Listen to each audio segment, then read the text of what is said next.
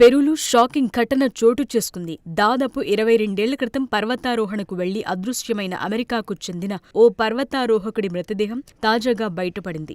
Yes, మీరు వింటున్నది నిజమే. అమెరికాకు చెందిన విలియం స్టాంఫిల్ అనే 59 వ్యక్తి పర్వతారోహణ కోసం 2002లో పెరూలోని హుస్కరన్ పర్వతం వద్దకు చేరుకున్నాడు. 6700 మీటర్లు అంటే 22,000 అడుగుల ఎత్తైన పర్వతాన్ని ఎక్కటం ప్రారంభించిన విలియం స్టాంఫిల్ ఆ తరువాత కనిపించకుండా పోయాడు. తోటి పర్వతారోహకులు, పోలీసులు ఎంతగా గాలించినా విలియం ఆచూకీ దొరకలేదు. అతని కోసం అతని కుటుంబ సభ్యులు వెతికి అలసిపోయారు. ఇక ఎప్పటికీ దొరకదని నిర్ణయించుకుని వదిలేశారు.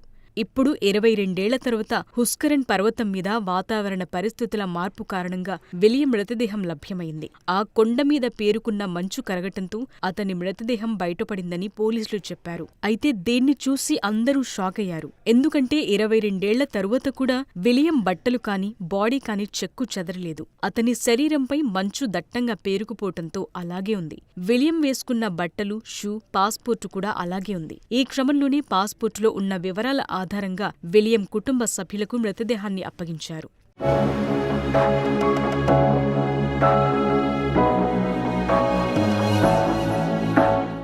పెరూలో ఉన్న పర్వతాలను అధిరోహించేందుకు దేశ విదేశాల నుంచి పర్వతారోహకులు వెళుతూ ఉంటారు. ఈశాన్య పెరూలో హుస్కరన్, కాషాన్ వంటి పర్వతాలను ఎక్కువ మంది అధిరోహిస్తారు. అయితే ఈ క్రమంలో చాలా మంది మృత్యువాత కూడా పడుతుంటారు. అక్కడ చాలా అధికంగా మంచు ఉండటం ఒక కారణం.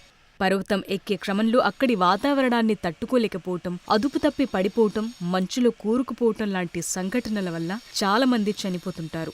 రీసెంట్ గా ఇజ్రాయెల్, ఇటలీకి చెందిన 2 పర్వతారోహకులు హుస్కరన్ పర్వతాన్ని అధిరోహిస్తూ అక్కడి వాతావరణం తట్టుకోలేక మృత్యువాత పడ్డారు.